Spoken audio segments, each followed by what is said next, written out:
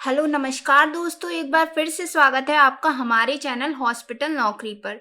जैसे कि आप सभी जानते हैं कि हम यहाँ पर अटल बिहारी वाजपेयी यूनिवर्सिटी के एग्ज़ाम के लिए प्रिपरेशन करा रहे हैं। तो उसी एग्ज़ाम के लिए आज हम आपके लिए फिजिक्स के कुछ ऐसे क्वेश्चंस को लेके आए हैं जो कि कई सारे एग्जाम्स में पूछे जा चुके हैं और इस एग्जाम में भी आने की पॉसिबिलिटी है। तो देर न करते हुए शुरू करते हैं हमारे आज की वीडियो को। लेकिन अगर आपने अभी तक हमारे चैनल को सब्सक्राइब नहीं किया है तो हमारे चैनल को सब्सक्राइब करिए, जिससे आपको फ्यूचर में भी ऐसी वीडियोस मिलती रहें। तो चलिए देर न करते हुए शुरू करते हैं हमारे आज के वीडियो को। हमारा फर्स्ट क्वेश्चन है, n molecules each of mass m and v velocity collides with a wall of a container and then absorbed. The pressure applied on the wall is, यानी n molecules है, n number of molecules है जिसका मास m है और velocity f है, और उन्हें collide करा जाता है एक वॉल पर, किसी कंटेनर की वॉल पर, एंड देन एब्जॉर्ब, और वो वहां पर एब्जॉर्ब कर लिए जाते हैं। तो वहां पर जो प्रेशर अप्लाइड हुआ है वॉल पर वो क्या है या क्या होगा? Option A small m n v square, option B small m n v square upon 3, option C 2m n v square, and option D m n v square upon 2। तो इसका करेक्ट आंसर होगा option B, यानी m n v square upon 3। Next question is, the law of Faraday is obtained by conservation of. Options are, option A charge, option B energy, option C energy and magnetic field, and option D magnetic field. यानी जो law है फार a day का वो obtain करा गया है किसकी conservation से? चार्ज के, एनर्जी एंड मैग्नेटिक फील्ड के और मैग्नेटिक फील्ड के। तो इसका करेक्ट आंसर होगा option B. Next question is, there is a q charge placed in the center of a cube, then the emergent flux is। यानी अगर यहाँ पर q चार्ज प्लेस करा गया है किसी क्यूब के सेंटर पर तो इमर्जेंट फ्लक्स क्या होगा? Option A q upon c epsilon 0, option B q upon 8 epsilon 0, option C q upon 2 epsilon 0, and option D Q upon epsilon 0। तो इसका करेक्ट आंसर होगा ऑप्शन ए, यानी Q upon 6 epsilon 0। Next question is, two thin lenses are put close to each other, focal length of the combination is. यानी two thin lenses को जब हम पास में, एक दूसरे के पास में रखते हैं, जो फोकल लेंथ है कॉम्बिनेशन की वो क्या होगी या वो कैसी होगी? Option A less than the small focal length, option B more than the bigger focal length, option C equal to the arithmetic average of the focal length, and option D equal to the geometric average of the focal length. यानी कम होगी small focal length से, ज्यादा होगी bigger focal length से, equal होगी arithmetic average, focal length के arithmetic average के बराबर होगी, या फोकल लेंथ के जियोमेट्रिक एवरेज के बराबर होगी। तो इसका करेक्ट आंसर होगा ऑप्शन ए, यानी less than the small focal length. यानी जो उन दोनों लेंसेस में जिसकी फोकल लेंथ स्मॉल है उससे कम होगी। Next question is, a car is moving on a horizontal circular path with 10 metre per second constant speed. A rigid body is suspended from ceiling of car with a 1 meter long light rod. The angle between rod and path is। एक car है जो है वो horizontal circular path पर चल रही है 10 metre per second की कांस्टेंट स्पीड से।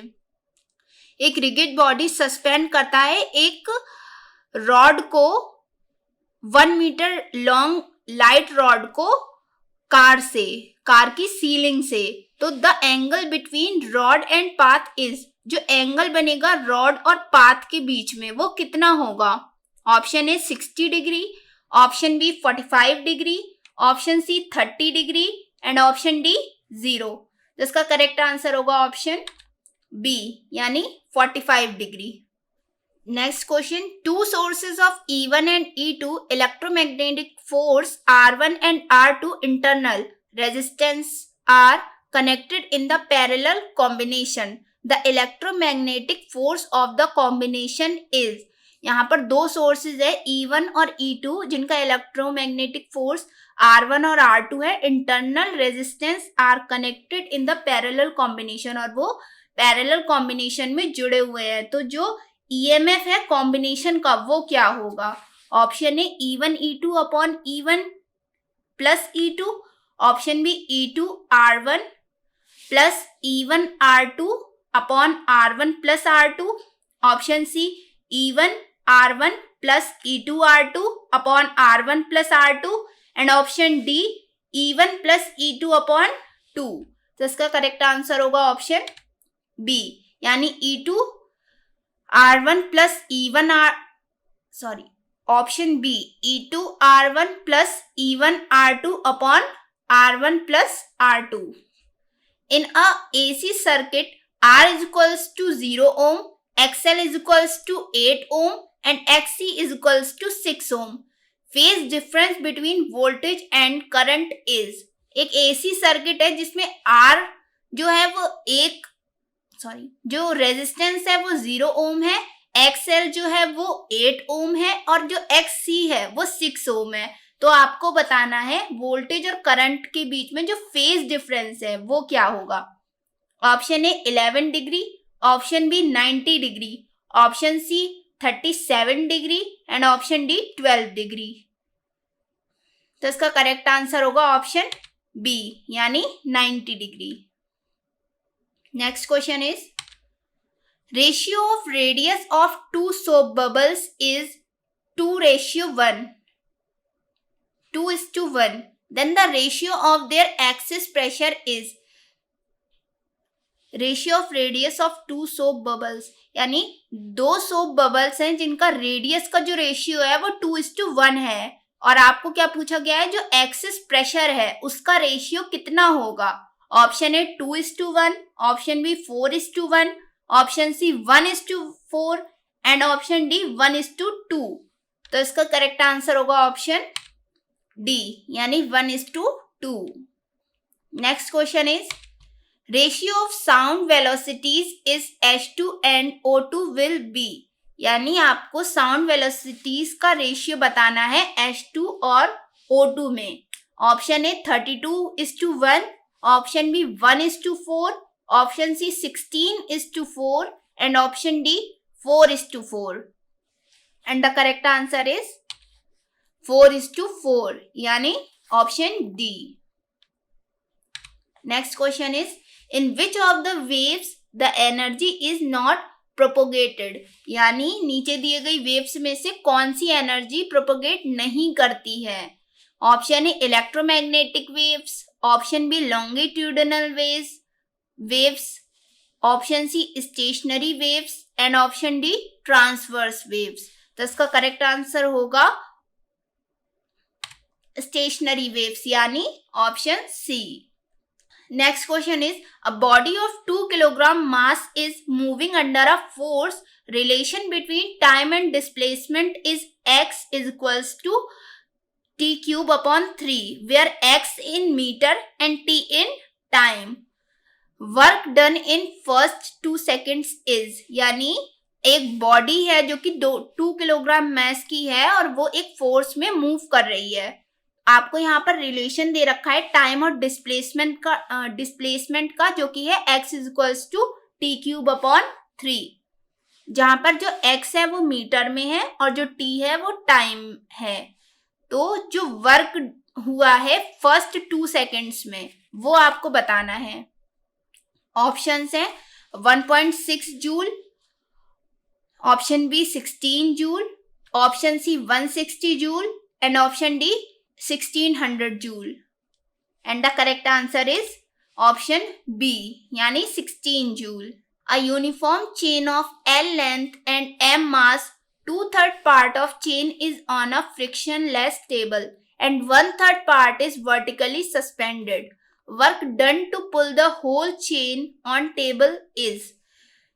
एक यूनिफॉर्म चेन है L लेंथ की और M मास की, उसका 2/3 पार्ट जो है चेन का वो एक फ्रिक्शनलेस टेबल पे है और जो 1/3 पार्ट है वो वर्टिकली सस्पेंडेड है, यानी वो छूटा हुआ है या वो दूसरी साइड है। तो उसको पुल करने में आपको कितना वर्क करना पड़ेगा?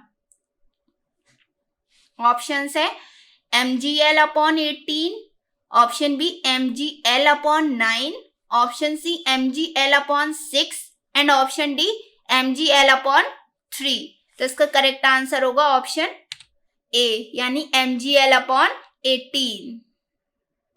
आपको यहां पर mgl/18 वर्क करना होगा। A car travels half distance with 40 km/h and rest half distance with 60 km/h. Then the average speed of car is, एक कार ट्रेवल करती है half distance with 40 km/h and rest half distance with 60 km/h। एक car जो है वो travel करती है आधा डिस्टेंस 40 km/h की स्पीड पे और जो बाकी बचा हुआ आधा डिस्टेंस है वो 60 km/h की स्पीड से। तो आपको यहाँ पर एवरेज स्पीड बतानी है कार की।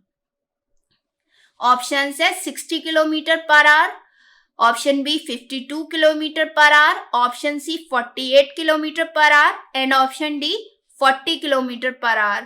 तो इसका करेक्ट आंसर होगा ऑप्शन सी, यानी 48 km/h।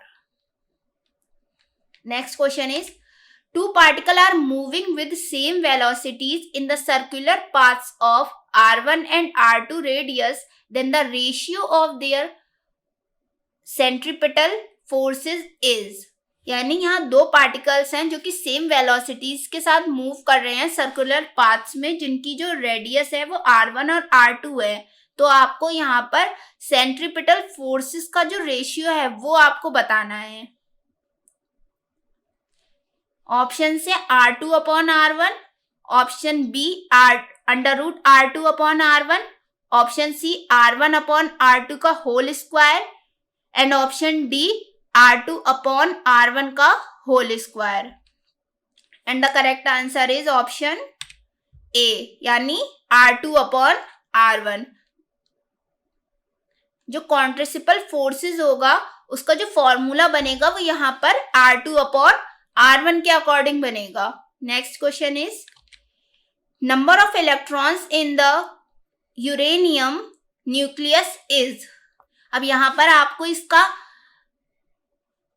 मॉलिक्यूलर मास और मॉलिक्यूलर वेट भी दिया हुआ है कि यहाँ पर कितना उसका मॉलिक्यूलर मास और कितना वेट होता है। तो आपको यहाँ पर नंबर ऑफ इलेक्ट्रॉन्स बताने हैं इसके न्यूक्लियस में। Option A 143, option B 235, option C 92 and option D 0। And the correct answer is option C, यानी 92। A lift is moving with acceleration a in upward direction, then the force applied by mass m on the floor of lift will be। एक जो lift है वो move कर रही है acceleration a के साथ अपवर्ड डायरेक्शन में, then the force applied by mass m on the floor of lift will be। जो फोर्स अप्लाई हुआ है मास m फ्लोर की लिफ्ट के फ्लोर पर, वो क्या होगा? Option A ma, option B m g minus A, option C mg+a and option D mg। तो इसका करेक्ट आंसर होगा ऑप्शन सी, यानी mg+a। Next question is, two cars of m1 and m2 masses are moving in the circular paths of r1 and r2 radius. Their speed is such that they travel one cycle in the same time. The ratio of their angular velocities is। दो car हैं जो कि m1 और m2 masses की, जो कि move करती हैं सर्कुलर पाथ्स में, जिनका रेडियस r1 और r2 है। उनकी स्पीड जो है वो इस तरीके से हैं कि वो एक साइकिल को सेम टाइम में कंप्लीट कर लेती हैं। The ratio of their angular velocities is, यहाँ पर आपको उनकी एंगुलर वेलोसिटीज का रेशियो बताना है। Option A m1r1 is to m2r2, option B 1:1, option C r1 is to r2 and option D m1 is to m2 and the correct answer is option B, यानी 1:1. A ring of mass m, radius r is moving with angular velocity omega. If another two bodies each of mass m is placed on its diameter, the resultant angular velocity will be. एक ring है जिसका मास जो है वो m है, radius r है, वो move कर रही है एंगुलर वेलोसिटी के साथ, ओमेगा एंगुलर वेलोसिटी के साथ. If another two bodies each of mass m is placed on its diameter, जब उनके डायमीटर पर दो बॉडीज जो कि m मास के साथ प्लेस कर दी जाती हैं, तो जो रिजल्टेंट एंगुलर वेलोसिटी होगी वो क्या होगी? Option A omega capital M plus 2 small m upon capital M, option B omega capital M minus 2 small m upon capital M plus 2m, option C omega capital M upon small m plus small m and option D omega capital M upon capital M plus 2 small m. And the correct answer is option B, यानी omega capital M upon capital M plus 2 small m. The wavelength of 1 kilowatt photon is 1.25 into 10 की power minus 9 m. The frequency of 1 megawatt photon will be. आपको 1 kilowatt photon की wavelength दे रखी है 1.25 into 10 की power minus 9. आपको frequency बतानी है 1 megawatt photon की. ऑप्शन है 1.24 इंटू 10 की पावर 15, ऑप्शन बी 2.4 इंटू 10 की पावर 18, ऑप्शन सी 2.4 इंटू 10 की power 20 and option D 1.24 into 10 की power 23. And the correct answer is option C, यानी 2.4 इंटू 10 की power 20 is the correct answer. Size of nucleus is of the order of. जो size होता है nucleus का वो किस ऑर्डर में होता है? ऑप्शन ए 10 की power minus 13 metre, option B 10 की power minus 10 metre, option C 10 की power minus 8 metre and option D 10 की पावर माइनस 15 मीटर. तो इसका करेक्ट आंसर होगा ऑप्शन डी, यानी 10 की पावर माइनस 15 मीटर. जो न्यूक्लियस का साइज होता है वो 10 की पावर माइनस 15 मीटर के ऑर्डर में होता है. Next question is if momentum of inertia, angular acceleration and torque of body is I, sigma and torque, it is revolving with omega angular velocity, then आपको यहाँ पर moment of inertia, angular acceleration और torque दे रखा है किसी body का, जो कि है I, सिग्मा और torque. It is revolving with omega angular velocity. ये ओमेगा एंगुलर वेलोसिटी के साथ मतलब घूम रहा है, या इसकी जो एंगुलर वेलोसिटी है वो ओमेगा है. तो क्या फॉर्मूला बनेगा इसका? Option A torque is equals to sigma upon I, option B capital M is equals to 1 upon sigma, option C torque is equals to I sigma and option D torque is equals to I sigma. और इसका correct answer होगा option C, यानी torque is equals to I sigma. Next question is in a uniform circular motion, यानी जब uniform circular motion होता है तो यहाँ पर क्या क्या चेंजेस होते हैं? Both acceleration and speed changes, यानी एक्सेलरेशन और स्पीड दोनों चेंज हो जाते हैं. Both acceleration and speeds are constant, यानी एक्सेलरेशन और स्पीड कांस्टेंट है. Both acceleration and velocity are constant, acceleration और वेलोसिटी कांस्टेंट है। And the last one is both acceleration and velocity changes, यानी एक्सेलरेशन और वेलोसिटी दोनों चेंज हो जाते हैं। तो यूनिफॉर्म सर्कुलर मोशन में क्या होता है, एक्सेलरेशन और स्पीड दोनों कांस्टेंट रहते हैं। तो यानी इसका जो सही आंसर होगा वो होगा option B. Next question is ratio of average kinetic energies of H2 and O2 at a given temperature is, यानी एवरेज काइनेटिक एनर्जीज का जो रेशियो है H2 और O2 में किसी गिवन टेम्परेचर पर वो कितना होगा। Option A 1:1, option B 1:4, option C 1:8 and option D 1:16। तो इसका करेक्ट आंसर होगा ऑप्शन ए, यानी 1:1। Next question is to make the working of a machine free of magnetism, the cover of this machine must be off.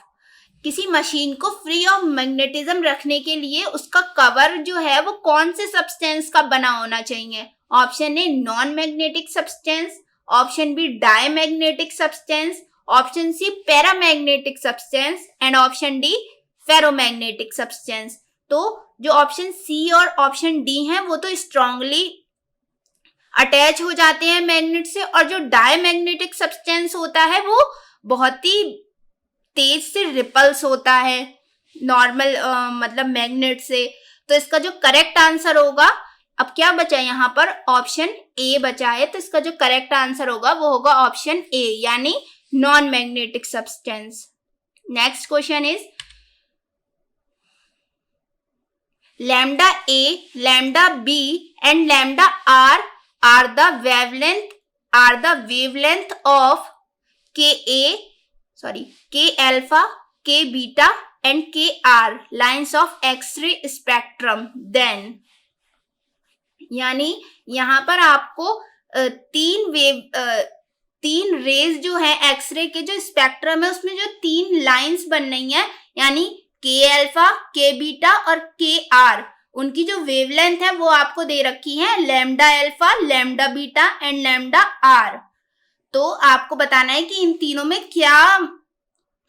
इन तीनों की जो values होंगी उनमें क्या संबंध होगा या क्या रिलेशन होगा। Option A lambda beta greater than lambda alpha greater than lambda R, option B lambda alpha smaller than lambda beta smaller than lambda R, option C lambda R greater than lambda beta greater than lambda alpha, and the last option is lambda alpha is equals to lambda beta and is equals to lambda R, यानी ये सारी बराबर होंगी। यहाँ पर सबसे पहले option में आपको बताया कि बीटा की सबसे ज्यादा होगी, अल्फा की उससे कम और आर की सबसे कम। ऑप्शन बी में आपको क्या बताया गया, अल्फा की वेवलेंथ सबसे ज्यादा होगी, उसके बाद बीटा और उसके बाद आर।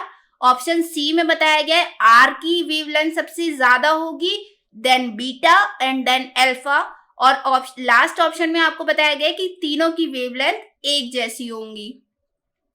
तो इसका जो करेक्ट आंसर होगा वो होगा ऑप्शन सी, यानी जो सबसे ज्यादा वेवलेंथ होगी वो होगी के आर की, यानी लैम्डा आर, उसके बाद होगी लैम्डा बीटा, यानी जो बीटा लाइन की जो वेवलेंथ है वो, एंड देन लैम्डा अल्फा।